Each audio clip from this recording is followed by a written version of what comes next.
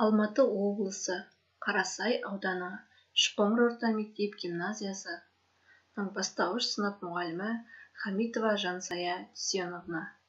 Сәлеметсіңдер ме, балалар? Бүгінгі сабағымыздың тақырыбы бала тоқтар. Қарсы мәнді сын есімдер. Оқу мақсаты: дереккөздерден мәтін, сөздік, сызба, кесте, карта, диаграмма, қажетті ақпараттарды табу, кездескен жаңа сөздердің мағынасын мәтін бойынша анықтап, ақпаратты қорытындылау, бағалау. Оқушылар, суреттен кімді көріп тұрсыңдар? Дұрыс айтасыңдар, балалар.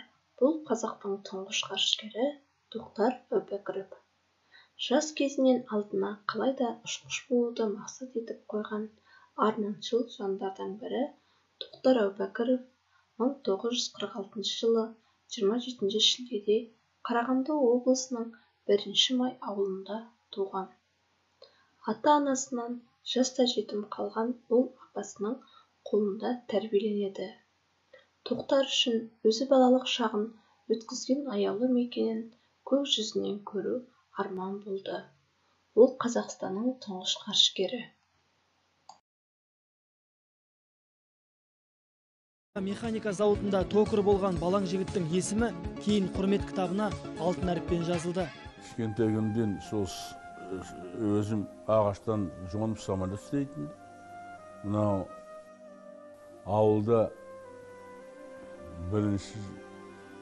бірінші планерді өзім жасап жіберген ауылда мен болатын.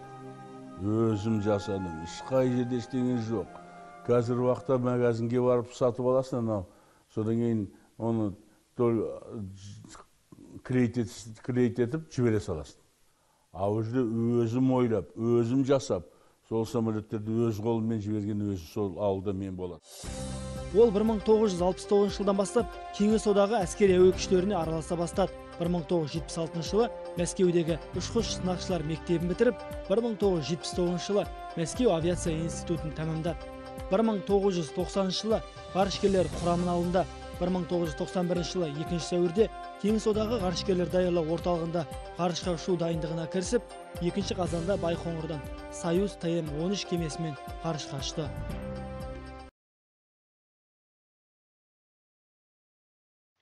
Балалар, сын есім дегеніміз не?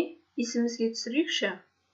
Заттың түрін, түсін, сапасын, салмағын, көлемін білдіретін сөз табын сын есім дейміз. Сұрақтары: қандай, қай? Мысалы, әдемі, тәтті, жақсы, қызыл.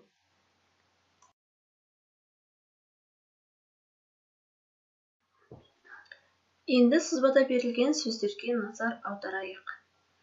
Әлсіз, мықты, жомарт, сараң, ұзын, қысқа, қатты, жұмсақ, кең, тар, мейірімді, қатыгез. Балалар, бұлар қандай сөздер? Дұрыс айтасыңдар. Бұлар қарама-қарсы сөздер. Және бұлар қандай сұраққа жауап береді? Қандай деген сұраққа жауап береді, яғни қарама-қарсы сын есімдер. Ендеше, мағыналары бір-біріне қарсы сын есімдерді қарсы мәндес сын есімдер дейміз. Тіл саласында антоним деп те аталады. Балалар, келесі бірінші тапсырмаға қарайықшы. Қарсы мәндес сын есімдерді тауып айтайық. Семіз, жаңа, қараңғы, қымбат, биік, қою, қалың, жуан. Балалар, ойланып көреміз, осы сөздерге қарсы мәндес сын есімдерді айтып көрейік.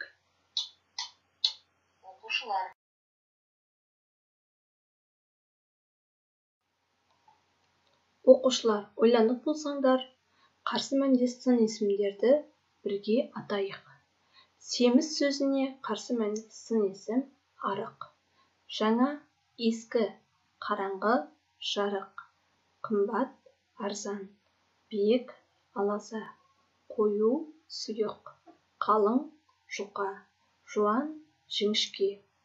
Сендер де дәл осылай тапты деген ойдамын. Келесі 40-шы жаттығуды дәптерімізге орындайық. Өлеңді оқып, жатқа жаз. Бізге берілген өлең: үйрен жақсы әдептен, жирен жаман әдеттен. Тағы бір қайталаймыз. Үйрен жақсы әдептен, жирен жаман әдеттен. Берілген өлең жолдарын дәптерімізге жатқа жазып, ішінен қарсы мәнді сын есімдердің тауып астын сызамыз. Балалар, осы өлең жолдарында қайсы сөздер қарсы мәнді сын есімдер деп ойлайсыңдар? Дұрыс айтасыңдар. Жақсы, жаман бұл қарсы мәнді сын есімдер. Олай болса, келесі 41-ші жаттығуға назар аударайық. Берілген сын есімдерді қатыстырып, сөйлем құра. Бізге берілген сын есімдер: мейірімді, инабатты, жуас.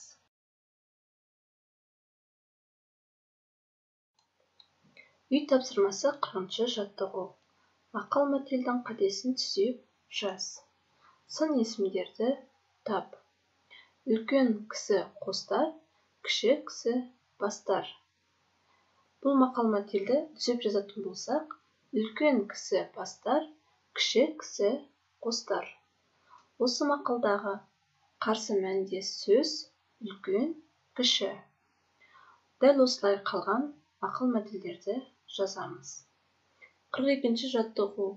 Берілген сын есімдерге қарсы мәнді сын есім тап. Ірі сөзіне қарсы мәнді сөз ұсақ, жұқа, құрғақ. Бұл сөздерге өздерің ойлап табасыңдар деген ойдамын. Бүгінгі сабағымызды Абай Құнанбаев атамыздың «Артық ғылым» кітапта ерінбей оқып көруге деген жақсы нақыл сөзімен аяқтағым келіп отыр. Сау болыңдар балалар.